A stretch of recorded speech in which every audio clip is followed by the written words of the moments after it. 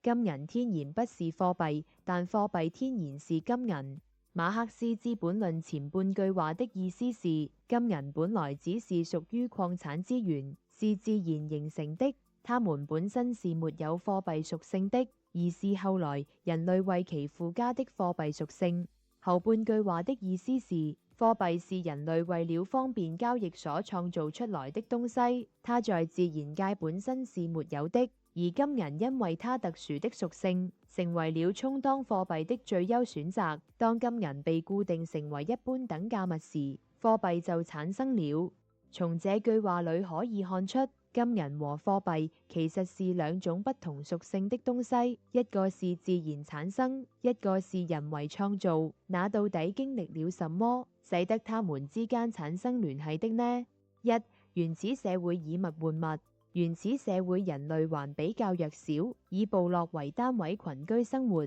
靠捕獵和採集為生，過着自給自足的生活。隨着生產力的發展，在滿足自己所需的同時，又有了一些剩餘的產品，這時就產生了交換的需求。有的部落擅長捕獵，而有的部落擅長採集，剩餘的產品又不宜存放，鄰近的部落自然會產生產品交換。隨着鄰近加入的部落越來越多，人們規定了固定的交易時間還有地點，初期以物換物的集市形成。二、一般等價物的出現，以物換物的弊端就是你想用自己的產品交換別人的產品，但是別人不一定想要你的產品，這時候就需要通過更多的人去交換更受歡迎的產品，這種受大多數人歡迎的產品逐步變成一般等價物，成為物品交換的一種媒介。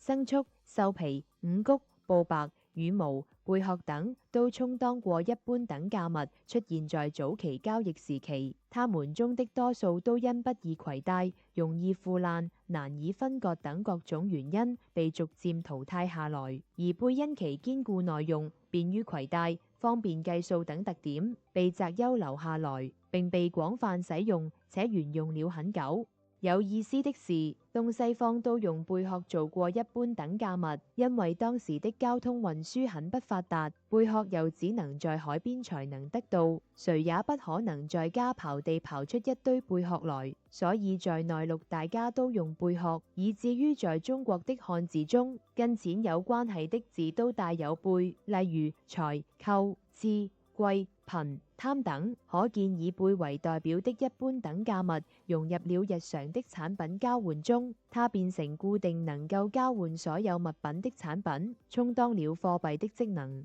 隨着商品交換發展到以一般等價物為媒介的階段時，人們在實踐中覺得，在許多曾充當一般等價物的商品中，金銀自身所具有體積小、價值大、便於攜帶和保存、容易分割、不易磨損等特點，最適合充當一般等價物。當金銀固定充當一般等價物時，貨幣產生了，即能充當貨幣的最適合的是金銀，即貨幣天然是金銀。